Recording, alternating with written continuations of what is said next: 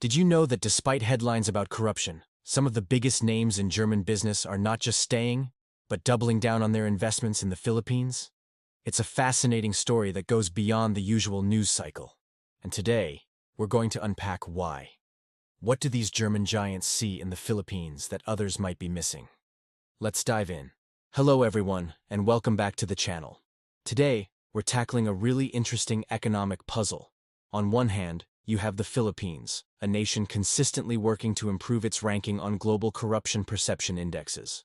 On the other, you have Germany, a country known for its meticulous planning, strict regulations, and low tolerance for corruption.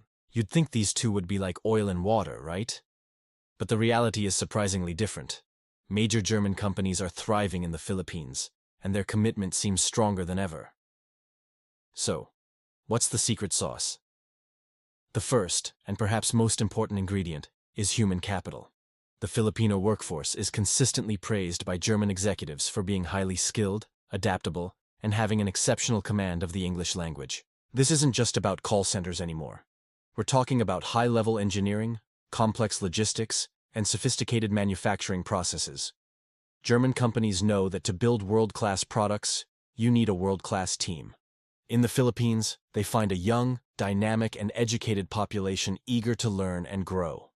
This demographic dividend is a massive advantage that is hard to ignore. The talent pool is deep, and the work ethic is strong, creating a powerful foundation for any business. Next up, let's talk about strategic location. The Philippines sits right in the heart of Southeast Asia, one of the fastest-growing economic regions in the world. For German firms, having a base here isn't just about the domestic market of over 110 million people. It's a strategic gateway to the entire ASEAN region, with a combined population of over 680 million. With improving infrastructure, ports, and airports, the Philippines is becoming an increasingly attractive hub for logistics and supply chain management. Think about it. From here, you can efficiently reach markets like Vietnam, Indonesia, Malaysia, and Thailand. It's a logistical sweet spot that German efficiency experts definitely appreciate. Of course, we can't talk about this without addressing the elephant in the room: corruption. How do German companies, which operate under strict anti-bribery laws both at home and internationally, navigate this challenge? Well, it comes down to a combination of strategy and principle. Firstly, many of these larger firms have robust internal compliance and governance systems. They invest heavily in training their local teams on ethical business practices and have zero-tolerance policies. They create a corporate culture that stands apart from the surrounding challenges. They don't play the game. They change the rules within their own walls. Secondly, they often work through established and reputable channels, like the German-Philippine Chamber of Commerce and Industry. This organization acts as a vital bridge, helping companies understand the local landscape, navigate bureaucracy legally and ethically, and connect with the right partners. They provide a support system that helps mitigate risks. It's about being smart and principled, rather than taking shortcuts.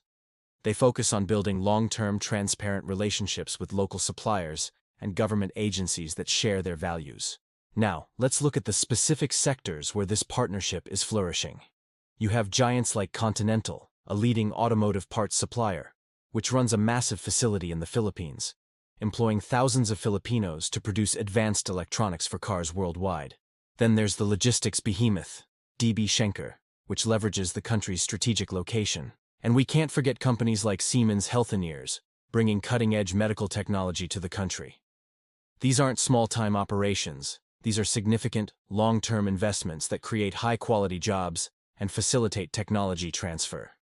This transfer of knowledge is a two-way street. While Germans bring their engineering prowess, Filipinos offer innovative solutions and a unique understanding of the local and regional market. So, what does this all mean for the future? The continued confidence of German firms sends a powerful signal. It tells the world that despite the challenges, the underlying fundamentals of the Philippine economy, its people, its location, and its growth potential, are incredibly strong. This investment acts as a vote of confidence. It shows that it is possible to do clean, successful business in the country. This, in turn, can inspire and pressure for wider spread reforms. When a major economic partner like Germany demonstrates that success doesn't require corruption, it sets a new standard.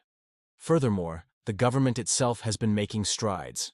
Initiatives to digitize services, streamline business registration, and increase transparency are slowly but surely making a difference. The Corporate Recovery and Tax Incentives for Enterprises Act, or the CREATE Act, for example, is designed to attract more foreign investment by offering more competitive tax rates and incentives.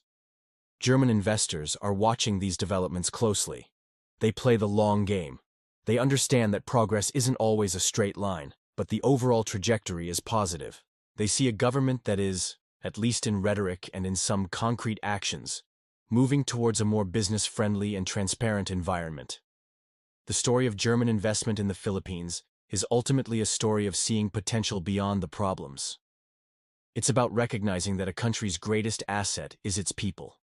It's about strategic patience and a commitment to ethical principles, even when it's the harder path. While the headlines may focus on the negative, these German companies are quietly writing a different story, one of partnership, growth, and mutual success. They are betting on the long-term promise of the Philippines, and so far, that bet appears to be paying off handsomely for both sides. It is a testament to the idea that with the right strategy and a focus on shared values, international business can be a powerful force for positive change. Thank you so much for joining me on this deep dive today. What are your thoughts on this? Do you think this German approach is a model for other foreign investors in the Philippines? Let me know in the comments below. I'd love to hear your perspective. And if you found this video insightful, please hit that like button. And don't forget to subscribe and turn on notifications so you won't miss our next exploration. Thanks again for watching, and see you in the next video.